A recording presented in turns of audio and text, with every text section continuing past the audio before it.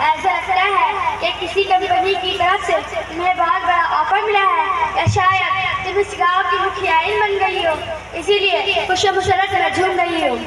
मेरी प्यारी बहन, यकीनन मैं आज बहुत खुश हूँ, लेकिन मेरी खुशी की वजह यह नहीं है कि मुझे किसी कंपनी की तरफ से ऑफर मिला है, और न ही मैं मुखियाइन का इलेक्शन लड़ी हूँ कि जीतने या हारने की बात आए, बल्कि मेरी खुशी की वजह यह है कि आज अल्लाह ताला ने मुझे एक चांद सी बेटी अता की है, इसलिए मैं आज इतनी खुश नजर आ रही हूँ। अरे आसिया, तुम तो इतनी खुश हो रही हो जैसे कि तुम्हें बेटी नहीं बल्कि बेटा पैदा हुआ हो। क्या तुम दुनिया का ये दस्तूर नहीं जानती कि बेटी की पैदाइश पर खुशी नहीं बल्कि दुख मनाया जाता है, और इस जमाने में बेटी का पैदा होना खानदान के लिए बाइस जिल्लत और सर के लिए कुछ भी नहीं है। अस्तगफिरुल्लाह, अस्तगफिरुल्लाह, मुझे मालूम नहीं था कि तुम भी उन्हीं इंसानों में से हो जो बेटी को कुदरत का अजीम ताकत समझने के बजाय एक बोझ समझते हैं। क्या तुम्हें मालूम नहीं है कि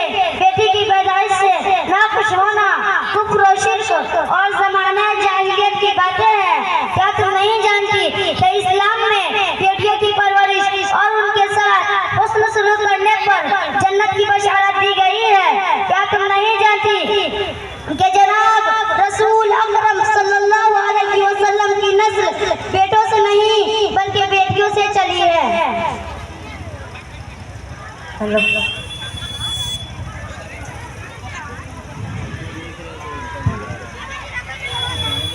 तुम्हारी ये तमाम बातें दुरुस्त है, लेकिन इस जमाने में बेटी अल्लाह की रहमत नहीं बल्कि एक ज़हमत है। बेटी कुदरत का अनमोल तोहफा नहीं बल्कि एक बोझ है। बेटी वालिदैन के लिए बाइस सुकून नहीं बल्कि सुकून और राहत को खत्म करने वाली एक बुरी बला है। बेटी वालिदैन के लिए नूर नजर नहीं बल्कि वालिदैन के लिए वालिदैन की आंखों में रात दिन आंसू लाने का जरिया है। इसलिए मेरा मशवरा तो यही है कि इस बच्ची को कहीं जाकर नदी वगैरह में फेंक दो। ला हौला वला कुव्वता इल्ला बिल्लाह। तुम एक औरत हो या शैतान, तुम एक इंसान हो या जानवर, क्या यह अल्फाज कहते हुए पानी जबान नहीं काफी?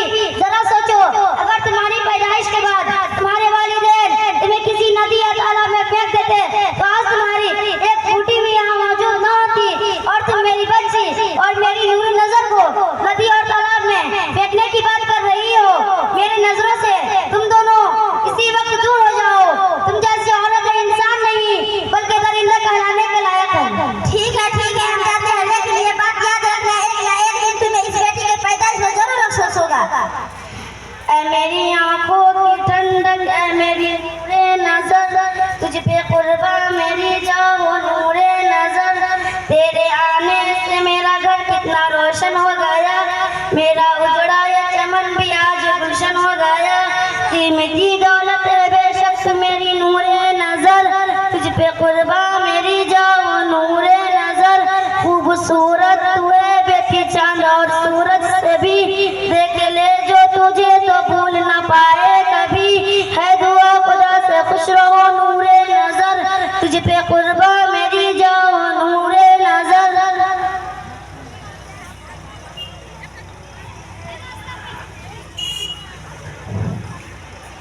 मेरी माँ और बहनों, जैसा कि आपने देखा है कि कुछ औरतें बेटी को कुदरत का शायका तोहफा नहीं बल्कि मनहूस बोझ बाइस जिल्लत एक बड़ा समझती है।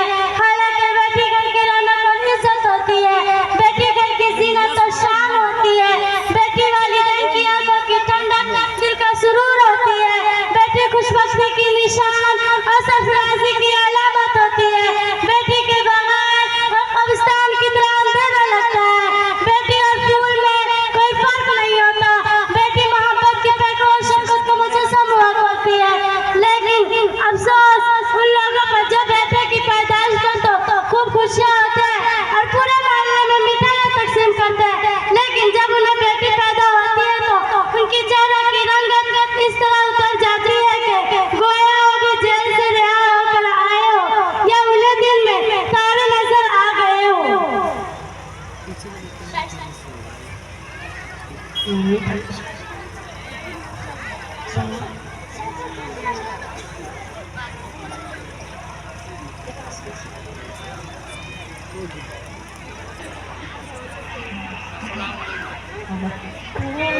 जा रही हूँ। ठहरो ठहरो, क्या बात है आफिया?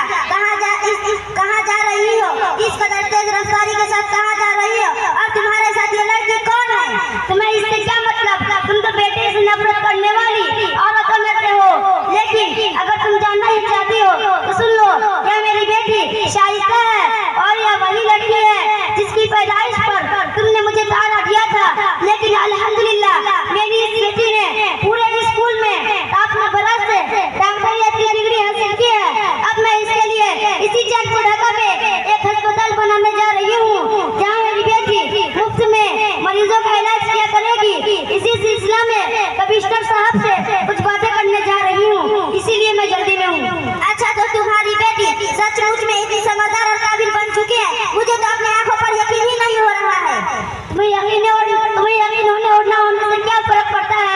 खुदा न करे कि तुम्हारे या तुम्हारे घर के किसी फर्द के साथ कल कोई हादसा पेश आ जाए और इलाज के लिए तुम्हें मेरी बेटी के अस्पताल का चक्कर लगाना पड़े।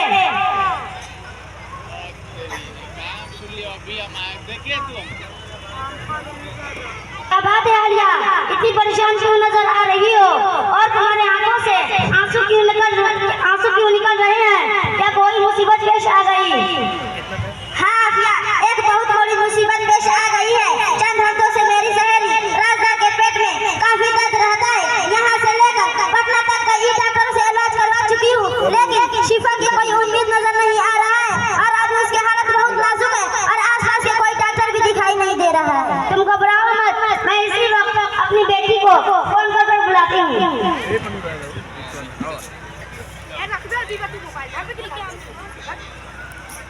मेरी नूनी नजर, तुम अभी कहाँ हो और क्या कर रही हो? अस्सलाम वालेकुम अम्मी जान, मैं अभी अस्पताल में हूँ। एक बीमार औरत का अभी ऑपरेशन करके फारिग हुई हूँ। कोई हिम्मत हो तो बताइए अम्मी जान। मेरी नूनी नजर, जल्दी से आलिया की सहेली राजा खाला के घर आ जाओ, उनकी तबीयत बहुत ही खराब है। जल्दी से आ जाओ बेटी, जल्दी से आ जाओ।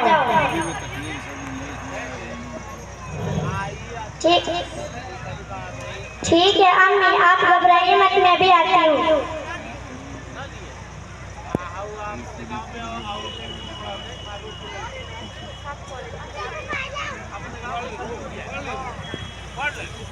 सुबह में क्या खाई थी? चना मुड़ी। कब से पेट दर्द कर रहा है? एक हफ्ता से। कहाँ पे दर्द कर रहा है?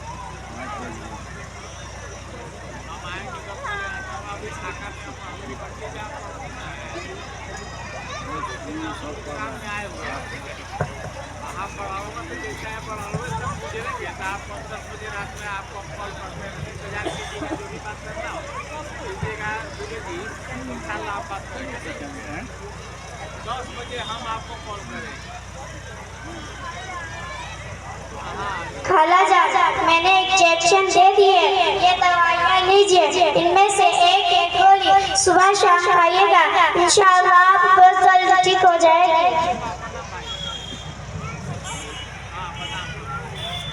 बेटी मुझे माफ कर दो, मैंने तुम्हारी पैदाइश के वक्त तुम्हारी माँ को मुबारकबाद देने के बजाय बहुत ही उल्टी सीधी बातें कही थी। उस वक्त मुझे बेटियों से बहुत नफरत थी, लेकिन तुम्हारी शहादत और सलाहियत देखकर मेरी आंखें खुल गई है। मैं वादा करती हूँ कि आइंदा से मैं बेटियों के साथ मोहब्बत से पेश आऊंगी। प्लीज मुझे माफ कर दो बेटी, प्लीज मुझे माफ कर दो बेटी। मुझे आपसे कोई शिकायत नहीं है खाला जान, मगर उन औरतों से जो बेटी को एक बोझ समझती है, मैं साफ साफ कहना चाहती हूँ कि आखिर आपके यहाँ बेटियों को मकाम क्यों नहीं दिया जाता है जो आप अपने बेटों को देती है।